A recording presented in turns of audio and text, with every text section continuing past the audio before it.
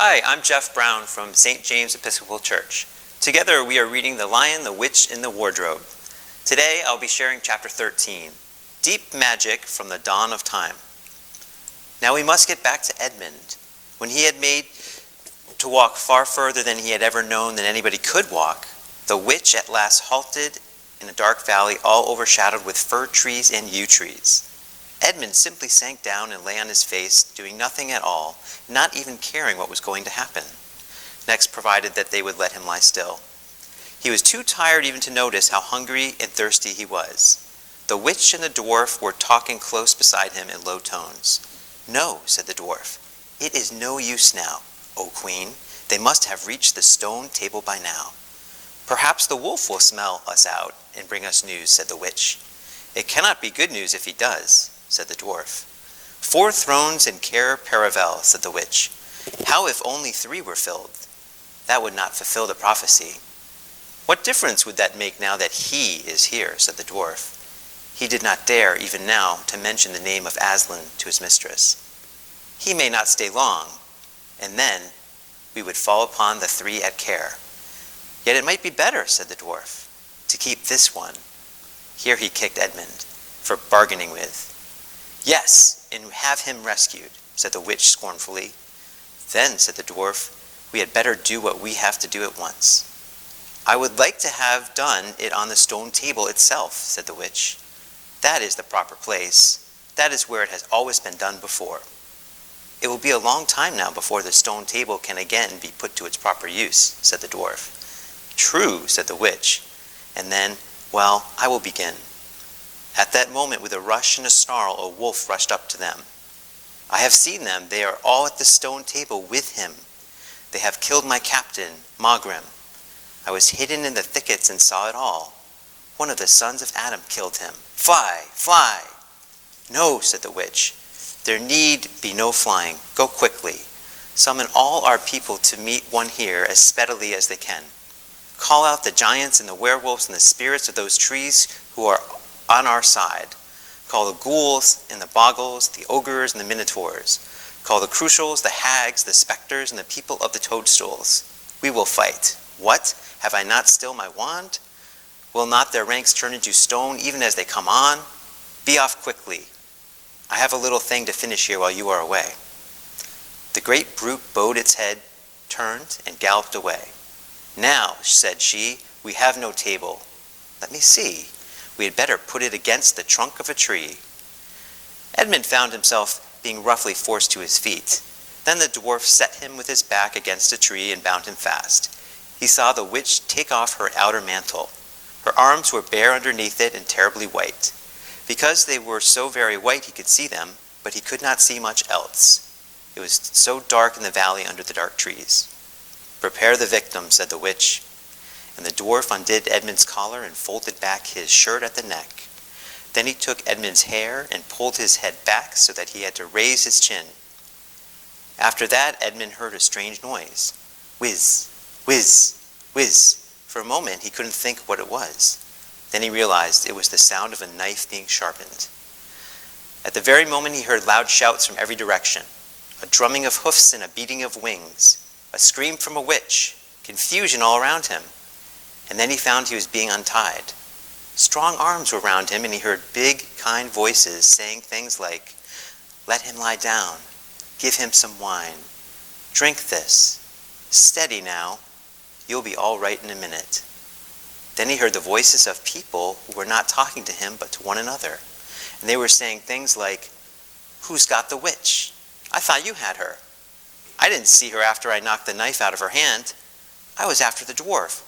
Do you mean to say she's escaped? A chap can't mind everything at once. What's that? Oh, sorry, it's only a old stump." But just at this point, Edmund went off in a dead faint. Presently, the centaurs and unicorns, and deer and birds, they were of course the rescue party which Aslan had sent in the last chapter, all set off to go back to the stone table, carrying Edmund with them. But if they could have seen what happened in that valley after they had gone, I think they might have been surprised. It was perfectly still, and presently the moon grew bright. If you had been there, you would have seen the moonlight shining on an old tree, stump, and on a fair-sized boulder. But if you had gone on looking, you would have gradually have begun to think there was something odd about both the stump and the boulder. And next, you would have thought that the stump did look really remarkably like a little fat man crouching on the ground. And if you had watched long enough, you would have seen the stump walk across the boulder and the boulder sit up and begin talking to the stump. For in reality, the stump and the boulder were simply the witch and the dwarf. For it was part of her magic that she could make things look like they aren't. And she had the presence of mind to do so at the very moment when the knife was knocked out of her hand. She had kept hold of her wand, so it had been kept safe too. When the other children woke up the next morning, they had been sleeping on piles of cushions in the pavilion. The first thing they heard from Mrs. Beaver was that their brother had been rescued and brought into camp late last night, and was at that moment with Aslan. As soon as they had breakfasted, they all went out, and then they saw Aslan and Edmund walking together in the dewy grass, apart from the rest of the court. There is no need to tell you, and no one ever heard, what Aslan was saying, but it was a conversation which Edmund never forgot. As the others drew nearer, Aslan turned to meet them, bringing Edmund with him. "Here is your brother," he said, "and there is no need to talk to him about what is past." Edmund shook hands with each of the others and said to each of them in turn, "I'm sorry." And everyone said, "That's all right." And then everyone wanted very hard to say something which would make it quite clear that they were all friends with him again. Something ordinary and natural. And of course, no one could think of anything in the world to say. But before they had time to feel really awkward, one of the leopards approached Aslan and said, "Sire, there is a messenger from the enemy who craves audience." "Let him approach," said Aslan. The leopard went away and soon returned, leading the witch's dwarf. "What is your message, son of earth?" asked Aslan. "The Queen of Narnia and Empress of the Lone Islands desires a safe conduct to come and speak with you," said the dwarf, "on a matter which is as much to your advantage as to hers." "Queen of Narnia, indeed," said Mr. Beaver. "Of all the cheek." "Peace, Beaver," said Aslan. "All names will soon be restored to their proper owners. In the meantime, we will not dispute about them. Tell your mistress, son of earth, that I grant her safe conduct on condition that she leaves her wand behind her at the great oak." This was agreed to, and the two leopards went back with the dwarf to see that the conditions were properly carried out. "But supposing she turns the two leopards into stone," whispered Lucy to Peter. I think the same idea had occurred to the leopards themselves. At any rate, as they walked off, their fur was all standing up on their backs, and their tails were bristling, like a cat's when it sees a strange dog.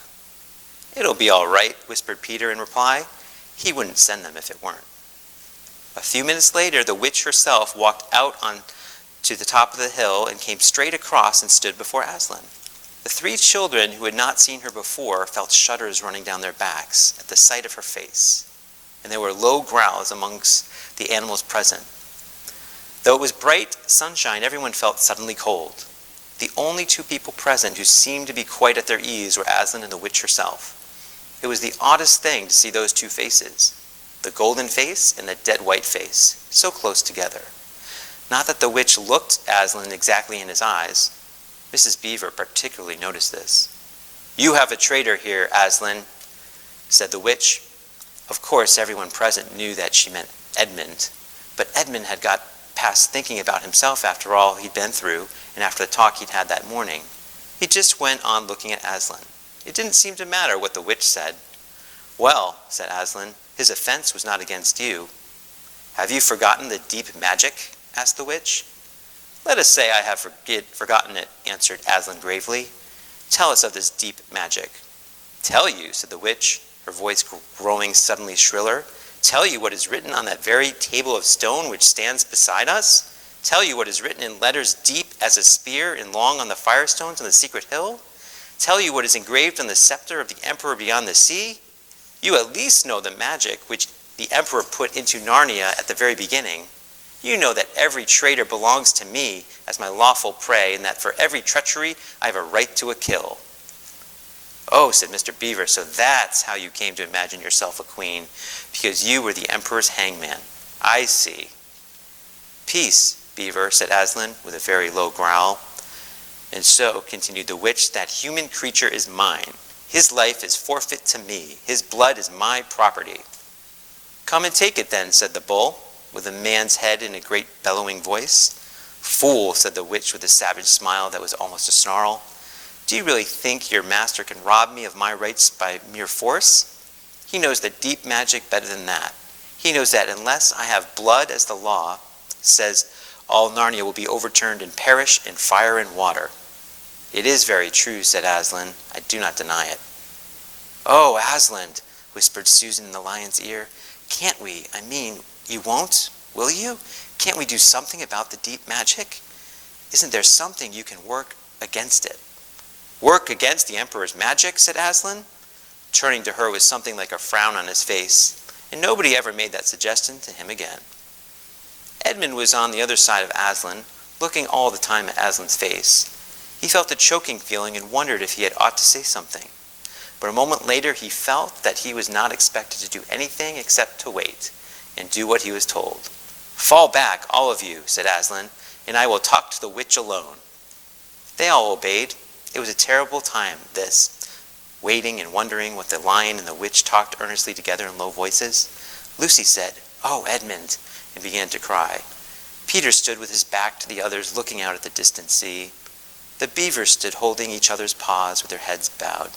The centaurs stamped uneasily with their hoofs, but everyone became perfectly still in the end, so that you noticed even small sounds like a bumblebee flying past, or the birds in the forest down below them, or the wind rustling the leaves. And still the talk between Aslan and the white witch went on.